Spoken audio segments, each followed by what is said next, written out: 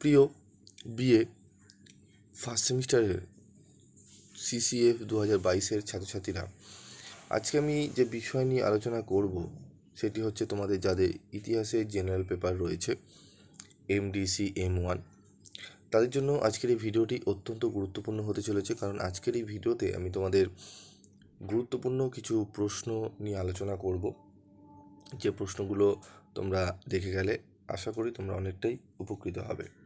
তো কী কী সেই প্রশ্ন সেগুলো একটু দেখে নিই, চলো। সাবজেক্ট হচ্ছে history of India from the earliest time to C30 BCE, প্রাগৈতিহাসিক যুগ হইতে 300 খ্রিস্টপূর্বাব্দ পর্যন্ত। প্রথম চ্যাপ্টার হচ্ছে আমাদের প্রাচীন ভারতীয় ইতিহাস পুনর্গঠন, 15 থেকে 20 নম্বরের প্রশ্ন। প্রথম প্রশ্ন হচ্ছে প্রাচীন ভারতের ইতিহাস পুনর্গঠনে মুদ্রা ও লিপির গুরুত্ব আলোচনা করো। দ্বিতীয় প্রশ্ন হচ্ছে প্রাচীন ভারতীয় ইতিহাস রচনায় সাহিত্যিক উপাদানের ভূমিকা লেখো। তোমরা যারা অনলাইনে কোনো জায়গায় টিউশনি করেছো বা যারা একান্ত বই কেনোনি, ঠিক আছে, তোমাদের একটা কথা বলি, পিভি স্টাডি ক্লাসে তোমরা যদি ফলো রাখো তাহলে তোমাদের কোনো জায়গায় টিউশনি দরকার পড়বে না। অনেক টাকা তোমাদের কিন্তু অনেক জায়গায় যায়, প্রচুর পরিমাণে টাকা, তো সেগুলোর দরকার পড়বে না। তোমরা চ্যানেলটি ফলো রেখো, এবং যদি মনে করো যে না স্যার আমরা PDF নোটস কালেক্ট করব, যারা এখনও পর্যন্ত আমার চ্যানেলটিকে সাবস্ক্রাইব করে রাখোনি তারা সাবস্ক্রাইব করে রেখো, তাহলে বুঝতে পারবে পিভি স্টাডি ক্লাসের সাজেশান এবং তার গুরুত্ব কতখানি।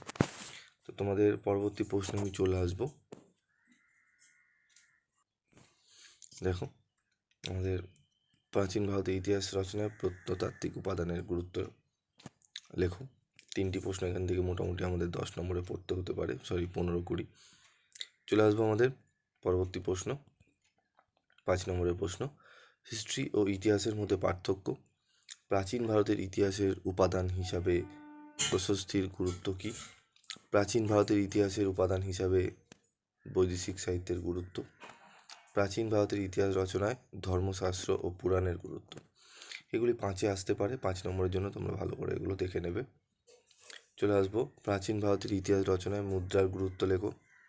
প্রাচীন ভারতের ইতিহাস রচনায় প্রত্নতাত্ত্বিক উপাদানের গুরুত্ব লেখো। প্রাচীন ভারতের ইতিহাস রচনায় সাহিত্যিক উপাদানের গুরুত্ব লেখো।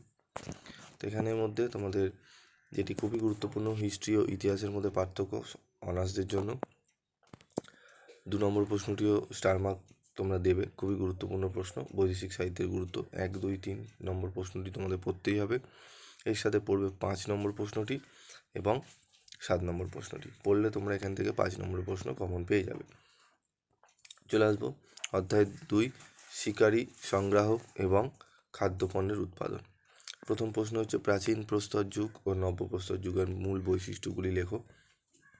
ভারতবর্ষের নবপ্রস্তর যুগ সম্পর্কে আলোচনা করো।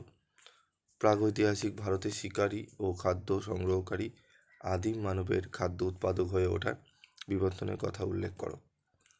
5 নম্বরের প্রশ্ন এখান থেকে দেখে নেব, নব্যপ্রস্তর যুগের বৈশিষ্ট্য লেখো। মেগালিথ সম্বন্ধে টিকা লেখো। নব্যপ্রস্তর বিপ্লব বলতে কী বোঝো? মেহেরগড় সংস্কৃতির ওপর সংক্ষিপ্ত টিকা লেখো।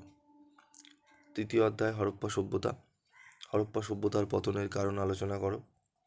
সিন্ধু বা হরপ্পা সভ্যতার অর্থনৈতিক ও ধর্মীয় জীবন সম্পর্কে আলোচনা করো।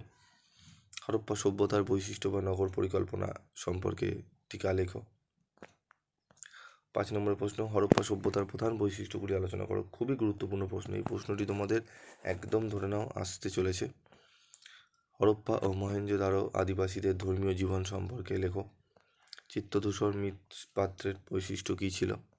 হরপ্পা সভ্যতার নগর কাঠামোর মূল বৈশিষ্ট্যগুলি লেখো। অধ্যায় 4, সংস্কৃতি রূপান্তর। আর্যদের অর্থনৈতিক জীবন সম্পর্কে সংক্ষিপ্ত বিবরণ দাও। বৈদিক যুগের অর্থনৈতিক অবস্থার বিবরণ দাও। ঋগ বৈদিক যুগের সামাজিক ব্যবস্থার বিবরণ দাও।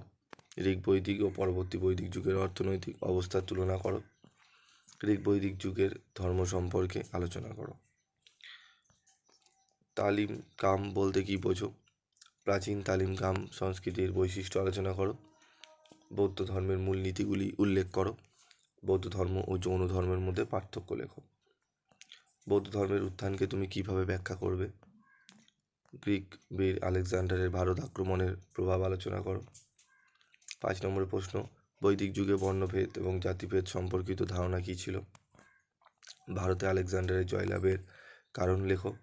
সভা ও সমিতির সম্পর্কে টিকা লেখো। সঙ্গম সাহিত্য সম্পর্কে টিকা লেখো। জৈন ধর্ম ও বৌদ্ধ ধর্মের মধ্যে পার্থক্য। বৌদ্ধ সংগীতের সাহায্যাবলী উল্লেখ করো এবং অষ্টাঙ্গিক মার্গ সম্পর্কে টিকা লেখো। তো এই প্রশ্নগুলো তোমরা যদি ভালো করে অনুশীলন করে নাও, আশা করি তোমাদের কিন্তু ইতিহাসে যাদের নিউ সিলেবাসের পরীক্ষা তোমরা দেবে, তোমাদের খুবই ভালো পরীক্ষা যাবে, এটুকু বলতে পারি। তোমাদের অন্যান্য কোন সাবজেক্টের সাজেশান লাগবে তোমরা কমেন্ট বক্সে লিখে জানাবে। আমি চেষ্টা করব সেই সমস্ত সাবজেক্টের সাজেশান তোমাদের সামনে তুলে ধরা।